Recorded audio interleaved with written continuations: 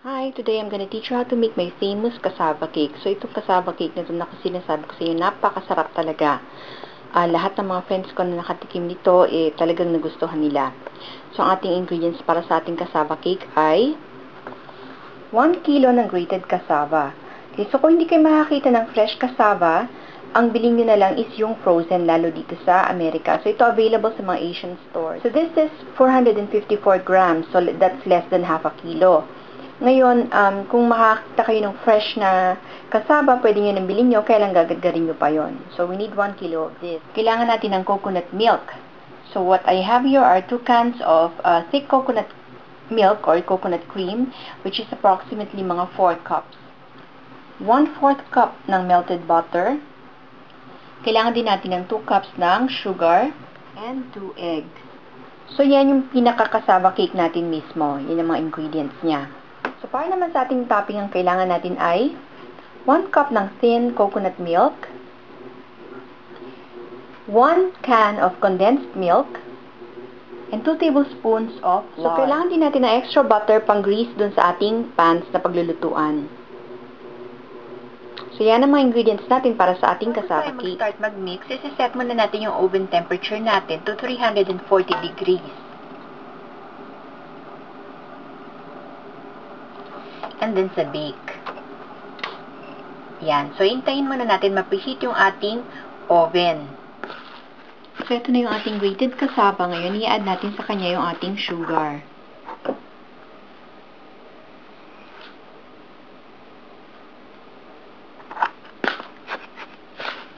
Then, imi-mix lang natin.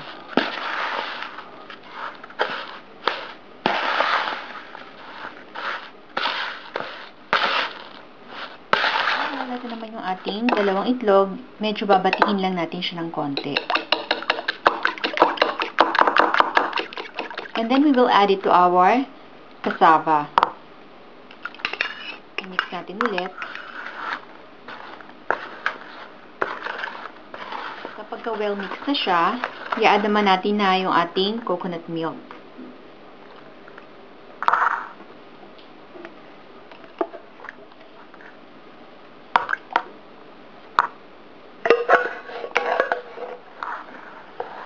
And then, ang last natin i-add is our melted butter.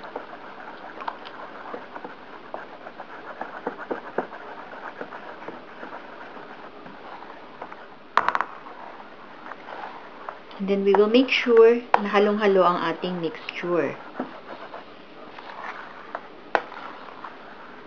Yan. So, ito na yung ating pinaka-cassava cake. What I have here is an aluminum pan kasi nagpapagawa sa akin ng cassava cake. Ang gusto niya is cupcake size para hindi na daw hihiwain. So, ang gagawin natin dito is lalagyan natin ng softened butter yung loob niya.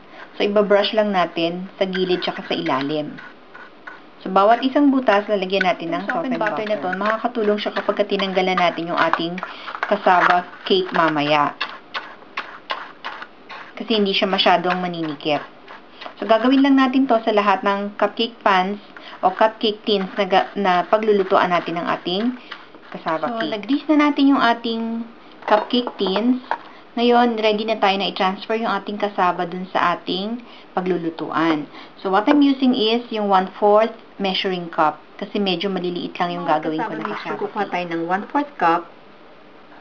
So, 1 level cup ng ating cassava mixture and then ilalagay natin dun sa ating paglulutuan na pan.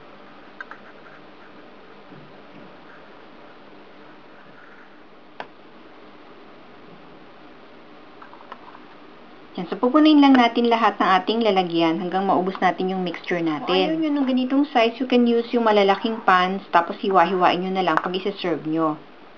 Kasi yung ganito matrabaho to eh. Unlike pag malalaking pan ang gagamitin, isang salinan lang, pwede mo na isalang sa oven. So, ito na yung ating measured cassava cake na nilagay natin sa cupcake tins. Ngayon, ready na tayo na ilagay sa oven kasi mainit na rin yung oven natin. Na-preheat na natin siya. Ngayon, ipinatong ko siya sa cookie sheet para madali ko siyang mailagay at matanggal sa loob ng ating oven. So, lagay na natin. So, ilalagay lang natin siya sa middle rack ng ating oven. Yan.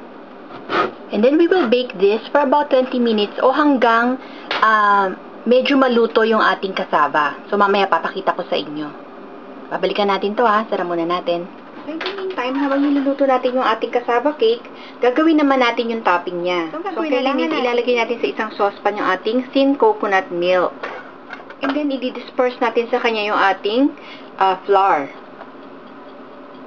So tutunawin natin yung flour.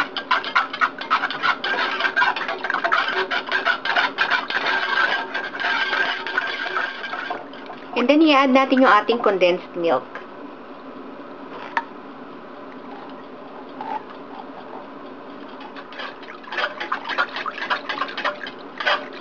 So, itong mixture na to, isasalang natin over medium heat at medyo palalaputin natin.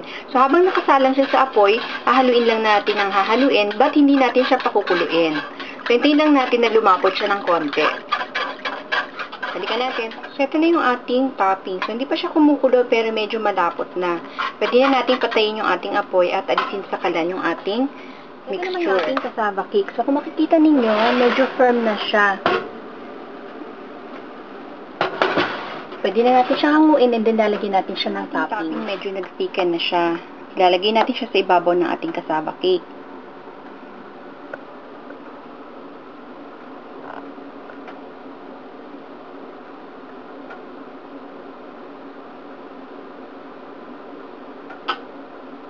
Yung mga 1.5 tablespoons. So, lalagyan lang natin lahat siya.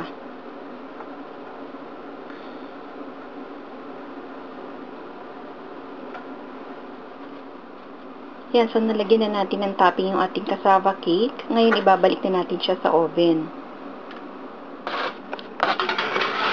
Yan, so ibibake natin siya ulit hanggang mag-brown yung ibabaw niya. So, babalikan natin to ha. Yan, so medyo brown na yung ating topping sa ating cassava cake. So, pwede na natin to actually nahanguin. Huwag nyo yung susunugin yung ibabaw kasi pagkasunog siya, mapait. Hanguin na natin. Cool down lang natin to ng konti before natin tanggalin sa pan. Kung ang gagamitin nyo is yung malaking pan at doon nyo na rin isa-serve, hindi nyo na kailangan tanggalin. So, hayaan nyo na lang siya mag-cool down doon. But since ito kasi kailangan ko tanggalin sa hulmahan niya, medyo palalamigin lang natin ng konti. So, babalikan natin ulit. Siguro mga 2 minutes na ang nakakaraan na tinanggal natin sa oven. Ngayon, ang gagawin natin, medyo ilulusen lang natin yung gilid ng ating topping doon sa ating pan. Yun para hindi siya manikit. Kasi once na lumamig ng todo yung ating cassava cake doon sa pan, at hindi natin na loosen yung gilid niya, mahirap siya tanggalin kasi nakadikit. Yan. So, medyo lulusen up lang natin. Gagawin natin yan sa lahat ng mga cassava cupcakes natin. And then, medyo palalamigin natin ulit bago natin tuluyan tanggalin din sa ating pan. So, ready na tayo na tanggalin yung ating cassava cake sa pan. Ngayon, what I have here are cupcake liners. Ngayon, dito ko siya ilalagay para pag-serve sa mga bisita, individual servings na bale. So, hindi na marurumahan yung kamay nila at hindi na rin kailangan hiwain yung ating cassava cake. Ngayon, itatanong nyo kung bakit hindi ko pa siya diniretso na kagaya sa cupcakes pag nagbe-bake tayo na nandun na siya sa pan before ko ilagay yung cassava. Kasi, I tried that before at hindi maganda yung kinalabasan niya kasi dumidikit yung mixture doon sa gilid ng papel. So, maraming nasasayang na cassava. Ang ginagawa ko sa kanya is binibake ko muna and then pag malamig na siya, tsaka ko itatransfer sa cupcake liners. So, ang gagawin natin is, ilulusin natin yung gilid niya with the use of a rubber spatula.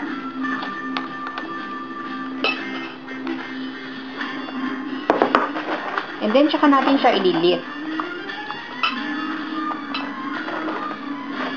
Yan. So, madali lang siya tanggalin actually. Basta transfer natin sa cupcake liner, yun na. So, gagawin lang natin yan sa lahat ng ating cassava cake. This is how we're gonna serve our cassava cake. O, diba? Individual servings na siya kasi tikitigisa na siya ng cup. So, hindi na kailangan maghiwa pa or magpasalin-salin pa sa platito. Sana try niyo itong recipe na to. Medyo matrabaho nga lang gawin, but it's worth it naman kapag natikman niyo siya. Sana nag-enjoy kayo sa panonood at sana i-try niyo itong recipe na to. Maraming salamat. Hanggang susunod ulit.